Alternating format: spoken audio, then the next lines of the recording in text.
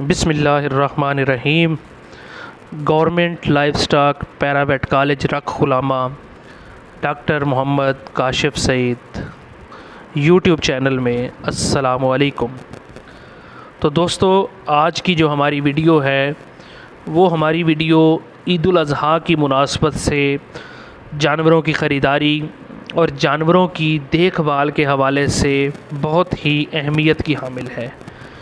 इस वीडियो में हम आपको बताएंगे कि किस तरह आपने जब मवेशी मंडी में जानवर ख़रीदने जाना है तो कौन कौन सी एहतियाती तदाबीर आपने अपनानी है और अपने आप को महफूज रखना है, और उसके बाद आपने अपने जानवर को ईद उल अज़हा के मौका पर किस तरह उसकी देखभाल आपने करनी है, कौन सी खुराक खिलानी है और किस तरह आपने उसको अपने घर में उसकी देखभाल करनी है। तो दोस्तों, जैसा कि आपको इल्म है कि आजकल अभी कोरोना वायरस की जो वबा है वो पाकिस्तान में मौजूद है, तो उस हवाले से हमने मवेशी मंडियों में जब जानवर ख़रीदने जाना है तो सबसे पहला काम आपने ये करना है कि जानवरों की ख़रीदारी करते वक्त मवेशी मंडियों में आपने कम अज़ कम 6 फुट का फासला रखना है। सोशल डिस्टेंसिंग को अपने जहन में रखते हुए आपने जानवर ख़रीदते हुए कम अज़ कम 6 फुट का फ़ासला आपने लाजमी रखना है। उसके बाद आपने मवेशी मंडी में वहाँ पे मुसाफिहा करने से इज्तनाब करना है, किसी से हाथ नहीं मिलाना। उसके बाद दस्ताने, और अगर कोशिश करें मास्क पहन कर जाएँ, मास्क हर सूरत ज़रूरी है। दस्ताने पहने हुए हों और मास्क का इस्तेमाल लाजमी करें। हैंड सैनिटाइज़र यूज़ करें या अपने हाथों को साबुन से अच्छी तरह धोएं। और जब मवेशी मंडी से आप वापस आ जाएं घर, अच्छे तरीके से नहाएं और जो कपड़े आप मंडी में पहन कर गए थे वो आप तब्दील कर लें। बुज़ुर्ग और बच्चों को मवेशी मंडी में बिल्कुल आपने नहीं लेकर जाना और उनको इज्तनाब करना है कि कोई भी बुज़ुर्ग जो 50 साल से ज़्यादा की उम्र का है और छोटे बच्चे जो हैं वो मवेशी मंडी में ना जाएं।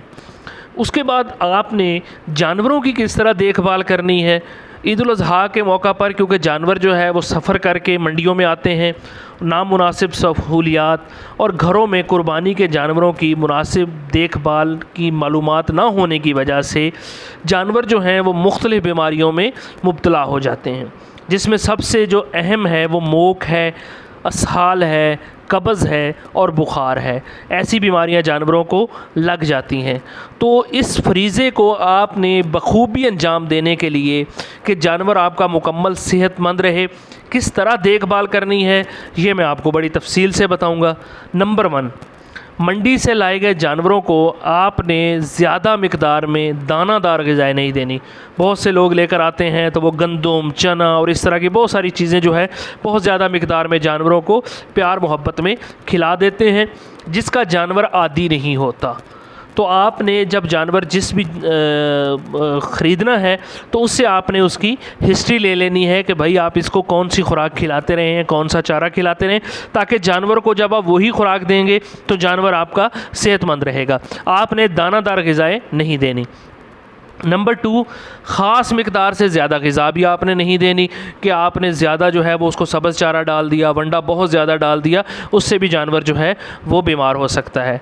नंबर 3, आपने सब्ज़ चारे में तूड़ी डालकर आप उसको बिला बग़ैर रुकावट के दे सकते हैं, लेकिन वो भी एक ख़ास मिकदार में। अगर आप दानादार ग़िज़ा उसको खिलाते हैं तो उसके फ़ौरन बाद आपने उसको पानी नहीं पिलाना। पानी खुराक देने से 2 घंटे पहले या खुराक देने के 2 घंटे बाद पिलाया जा सकता है। और अगर जानवर को सिर्फ़ बुखार हो जाए तो आपने जानवर को ठंडी और साफ़ जगह पर बांधें और ज़्यादा मिकदार में पानी ना पिलाएं। उसके बाद आपने जानवर को अगर मोक लग जाए या असहाल की सूरत में नमकियात की कमी से बचाने के लिए नमकोल और ORS फ़ी साशे फ़ी लीटर पानी में हल करके पिलाना है। 1 साशे जो है वो 1 लीटर पानी में आपने मिक्स करके पिलाना है। अगर जानवर बदहज़मी का शिकार हो तो स्टामिक पाउडर और क्योलिन जैसी अद्वियात का आपने इस्तेमाल करना है।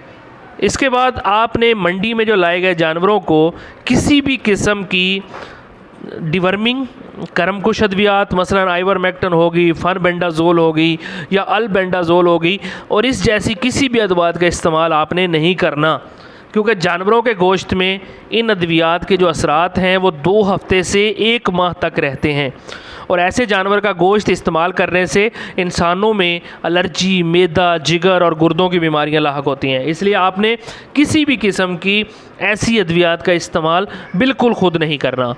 नंबर 9, ऐसी एंटीबायोटिक मसलन penicillin, neomycin, streptomycin, gentamicin, oxytetracycline, जिनके असरात जानवर के गोश्त में 2 हफ्ते तक रहते हैं, इन अद्वियात को कुर्बानी के जानवरों के इलाज के लिए हरगिज़ इस्तेमाल ना करें।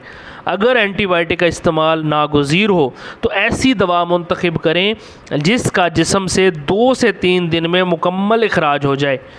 अदरवाइज़ ऐसी अद्वियात जिनमें 1 से ज़्यादा एंटीबायोटिक मौजूद हों उसको हरगिज़ इस्तेमाल ना करें।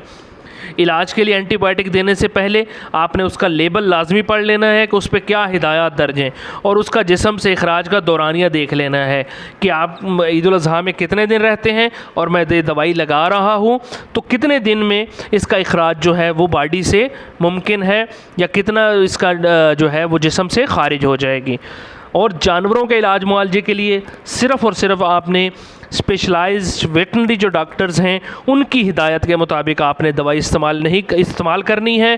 ख़ुद जो है वो आपने कोई दवाई इस्तेमाल जो है वो रिकमेंड नहीं करनी, डॉक्टर से रिकमेंड करवाएं और फिर इस्तेमाल करें।